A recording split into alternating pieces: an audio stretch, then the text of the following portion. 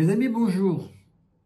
On me demande de parler de science et de spiritualité et on me laisse généreusement 3 minutes pour parler de cela. Vous vous rendez compte? C'est un vaste débat pourtant. Et surtout, science et spiritualité, alors des deux côtés, vaste méfiance. Vaste sujet et vaste méfiance des deux côtés.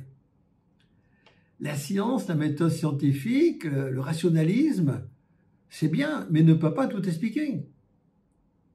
Des réalités, d'autres réalités existent que la science a du mal à croire, et si elle y croit, elle a du mal à les expliquer.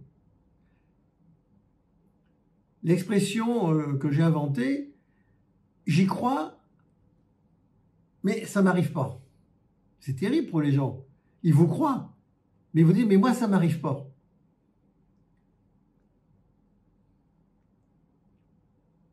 Pendant 7 ans, j'ai caché les facultés que j'avais. Et comme c'était trop court 7 ans, j'ai caché encore pendant 7 ans les facultés que je possédais.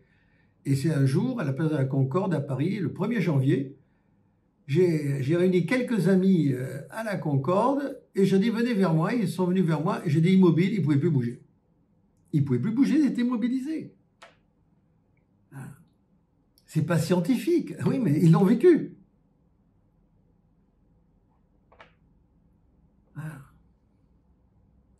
Beaucoup de choses échappent encore aux scientifiques, heureusement d'ailleurs. Regardez, revenir à la vie après la mort. On ne peut pas dire que tous les gens qui ont vécu ça ont menti, c'est pas vrai. Ceux qui sortent également hors du corps, ils ne mentent pas non plus. Oui, vous existez au-delà de votre corps physique. Et votre cerveau? Le cerveau, qui plaît tant aux scientifiques, est-il conscient de votre moi intérieur? Ça, c'est une bonne question à vous poser. Votre cerveau est-il conscient de votre moi intérieur, avec un grand M, le moi? Un bon scientifique cartésien aura du mal à le croire. Votre conscience est-elle consciente ou est-elle dans l'illusion?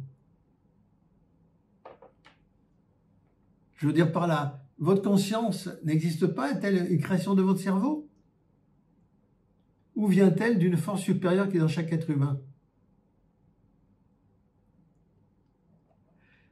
Et votre cerveau, des milliards de neurones assemblés dans un ensemble gélatineux, notre cerveau d'environ, je ne sais pas moi, 1500 grammes. Des milliards de neurones. Et de là sortent les pensées, les sentiments, l'amour, le besoin de liberté, la lettre L, le besoin d'exister et de multiples besoins.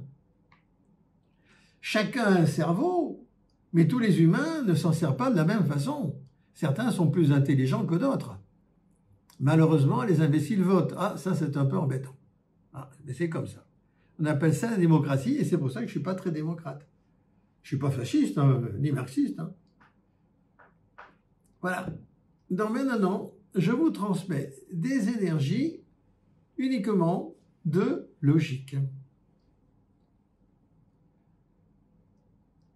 À quelle logique? La logique hors de l'espace et du temps, qui mettra dans votre cerveau, dans votre vie, dans votre électromagnétisme, des bonnes énergies pour rendre votre vie beaucoup plus logique, mieux adaptée au temps d'aujourd'hui.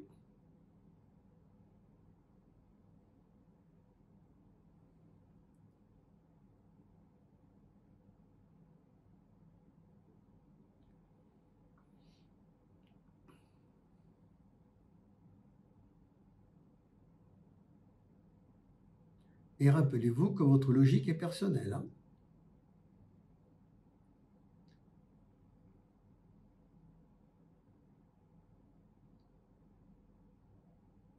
Et voilà, je vous rends grâce de m'avoir écouté et je vous souhaite une excellente journée. À bientôt pour une autre vidéo.